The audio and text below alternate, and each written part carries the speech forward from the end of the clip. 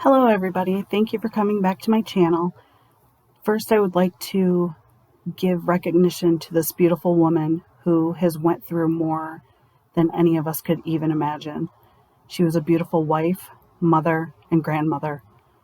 This is a letter she wrote to detectives regarding her daughter, Shanann.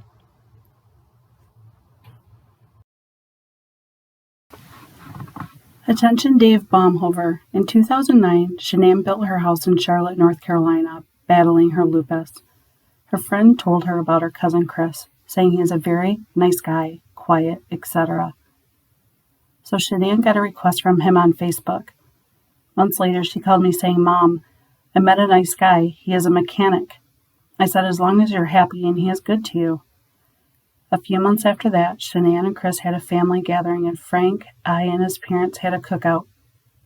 They were floored when they saw her house. Shanann was a hard worker and wanted this to eventually sell and make a profit, to keep doing so eventually be mortgage-free.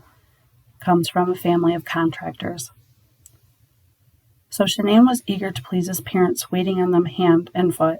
When Shanann left the back porch, and it was just me and Chris's mom, she leaned over to me and said, "Shanann was married before?" I said, "Yes, just like your daughter was." Then a while later again, when we were alone, and she said, "I just don't see it." I said, "What?" She said, "I don't feel or see that your daughter loved my son." I knew she was going to be a thorn in my marriage because my mother-in-law was the same way. So every time we had cookouts, his mother and sister were very quiet and distant. We weren't accepted. They made that known. So forward to engagement party. Shanann and I shot for food, wine, etc. Spent a lot. Jamie, Chris's sister, wanted all of the invitations so she could help. So Shanann told me, "Mom, Jamie wants to help send of the invitations. What do you think? She is accepting me? I'm going to let her do it."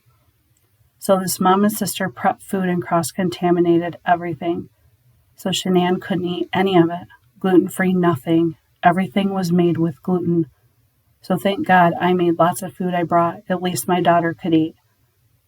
So as the night went on, Shanann and I went to the bathroom, and Shanann told me, "Mom, I had like 80 invites, and only immediate family came."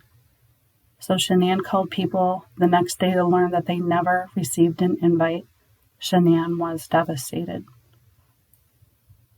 Shanann and Chris were upset, so they knew not to ask again. Then came the wedding. No one from his whole family came. Just his grandmother and uncle. No mom, dad, sister, aunts, and cousins. No one came. Chris spoiled Shanann and vice versa. They were so in love. They were a great team. They moved to Colorado and lived with Shanann's friend for 1 year while they were building their house. Everything was great. Shanann saw something on Chris's private parts that didn't look normal. They went to the doctors, cancer, so it was removed. She saved his life. Then Shanann got pregnant with Bella Marie. Everyone was so excited and happy. Shanann and Chris were wonderful parents. Chris and Shanann were working at the Ford dealership in Longmont. Shanann was selling cars. Chris was a head mechanic. A great team. Shanann was top sales. Then Bella came, so Shanann stopped working because of a high-risk pregnancy. She was a trooper through the whole thing. Both families seemed happy. Chris's sister never flew to Colorado at any time they were out there. Cindy and Ronnie came 2 times a year. Shanann worked at Children's Hospital at nights and also sold 31 travel bags on the side. Everything was good. Shanann got pregnant with Celeste, and pregnancy was really rough on Shanann with her lupus. Very high-risk pregnancy again, but only this one was worse for Shanann. Water weight gain, severe back pain, shortness of breath, pains in her chest, fatigue, exhaustion. My husband and I sold everything but our house and moved out to live with them to help our daughter in every way we could. Frank and I had to work to pay our bills too. We were there for 15 months. Chris's mom came out to watch the girls for a few days while Shanann and Chris went on a business trip with Lavelle, her company, 4 nights and 5 days. During that time, we weren't allowed to see our grandchildren or even eat dinner with them as soon as we got home. She brought them upstairs and stayed upstairs. She wouldn't let us hold them or anything. I found that very odd. One day I asked her why. She said, "What the hell am I here for then?" She screamed in my face in front of my granddaughters and said that I was very controlling. I was just like, wow. I texted Shanann over and over again, and she said, "Relax, Mom. I'll take care of it when we get home." It was ridiculous. I never spoke to Chris's mom again. I'd had enough. After 15 months, I moved back home. It was hard to leave, but I felt it was for the best.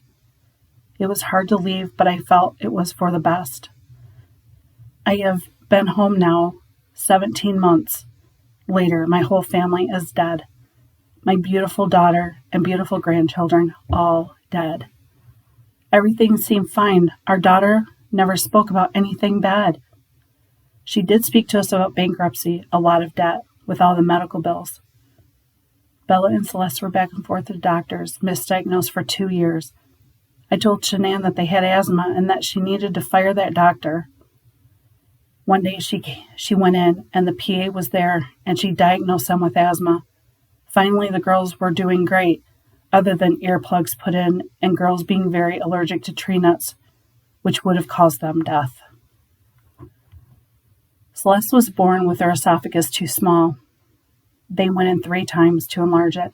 Steroids like crazy to help her breathe for 1.5 years or longer. All until they were diagnosed with asthma. Then Shanann with her neck surgery, which out of pocket $25,000 they owed. So that's why there was so much debt. I noticed that when we would FaceTime them every night for 4 years straight, looking back starting late May 2018 when we FaceTimed Chris, was putting the phone all over the room, ceiling, floor, etc. I said, "Chris, are you all right?" Then you would FaceTime normally. Before Shanann came to North Carolina, Celeste had a rash in her private area, and she went to get a face cloth and some cream. Chris had the phone. I said, "Chris, let me see how bad it is, being that I am an aide." So I couldn't see, so I said, "Wait, let me move my screen because I couldn't see." He put it right on her privates. Oh, I was mad. Shanann wanted to come for 6 weeks this summer so she can introduce the girls to Chris's sister, Jamie, who never met Celeste, or Uncle Frankie, our son. Before the year started back to school, dance, classes, etc., it was the best time was now. We were thrilled.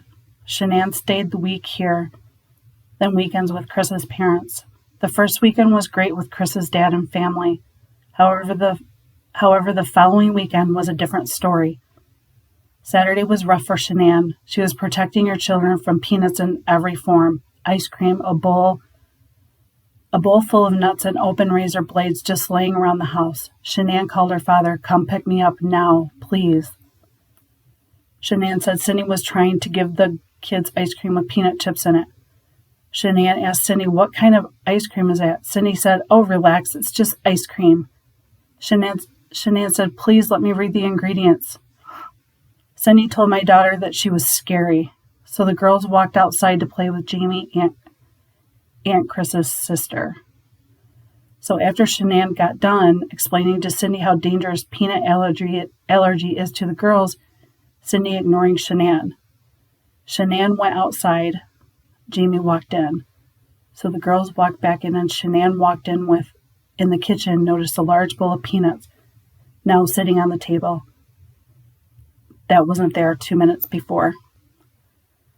So Shanann called me and explained everything. She said, "Mom, I'm being double-teamed." And I said, "What?" She told me everything. But when she told me about the razor blades, I said, "What?" She changed the subject really quick because my daughter knows I would have been there and caused a big scene. I love my family, protection. I said, "Dad's on his way." She got home here and was beside herself. I was furious along with her that someone that you trust would try to get a child sick or die feeding them peanuts, razor blades. Shanann told 4 people this: me, Frank, Sandra, Gornda, and Nikki. She called Chris that night, and she was so upset Chris said he will handle it, so Shanann didn't ever go back again to see them. None of Chris's family came to CeCe's birthday party, and Cindy sent CeCe's package out to Colorado, which is still there in the box at their house. So Shanann and the girls and us had a wonderful time the rest of their trip. When Chris came here for his week here and Shanann's 6 weeks here.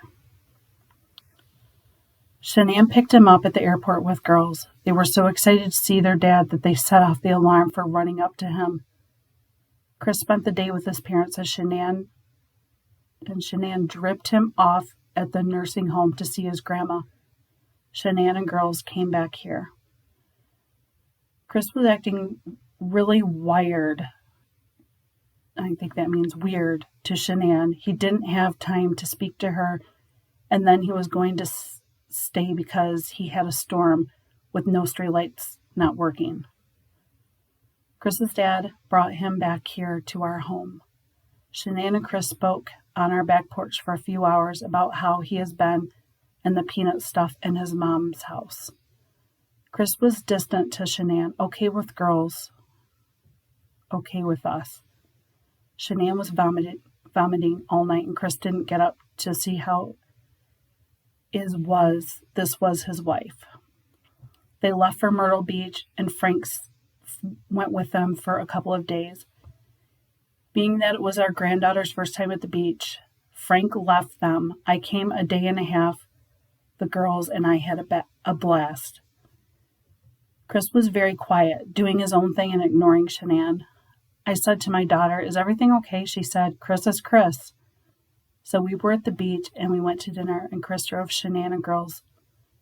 No rooms, so I drove behind them.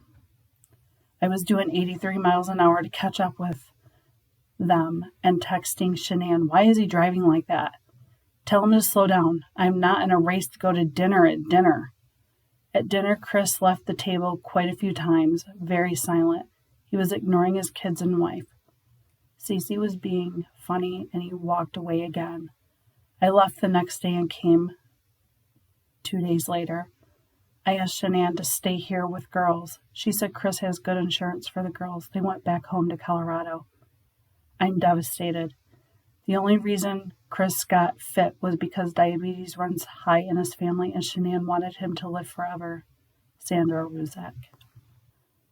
This story is absolutely devastating, and you can clearly see and hear in this letter that this family gave their all to this man and loved him very much, and he threw it all away.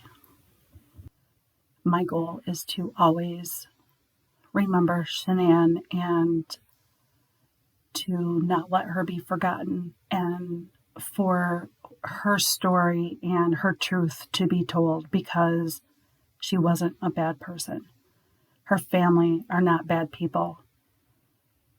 The things that are being said about them is not true. And at the end of the day, no matter what, she was murdered. Her children were murdered and disposed of in the most horrible way possible that the entire world cannot even wrap their heads around it, or most people can't. There are those people that are just pure evil that can and still want to pick apart this family, and it's terrible. So anyway, thank you for watching my video. Thank you for coming back, and I look forward to doing another one soon. Don't forget to like and subscribe to help me grow my channel, and I will be telling other stories soon. Thank you. Bye.